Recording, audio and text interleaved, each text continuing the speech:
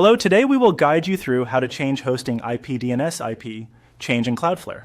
In this walkthrough, we'll update the IP address for a DNS record inside Cloudflare. This is something you typically do when your website has moved to a new hosting server and you need your domain to point to the new location. Before making any changes, it's a good idea to confirm that you have the correct new IP address from your hosting provider, since entering the wrong one can temporarily make your site unreachable. Start by opening Cloudflare and signing into your dashboard. Once you're in, go to the main Cloudflare home area where your websites are listed. From there, select the domain you want to manage.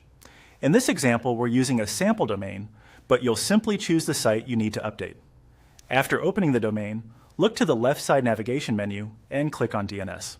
This section is where Cloudflare stores and manages the records that connect your domain name to services like your web hosting, email provider, and other tools.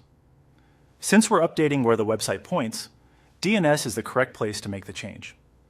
Inside the DNS section, click on Records. This will show you the list of DNS entries currently configured for the domain. Take a moment here to identify the specific record you want to update. In most hosting changes, this is often an A record for the root domain or subdomain, but be sure you're editing the intended entry. Once you find the sample DNS record, click Edit. This opens the record settings so you can change its current value.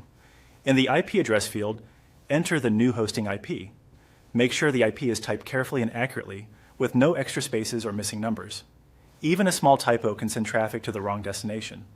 After entering the updated IP address, review the record one more time to confirm everything looks correct. When you're ready, click Save to apply the change.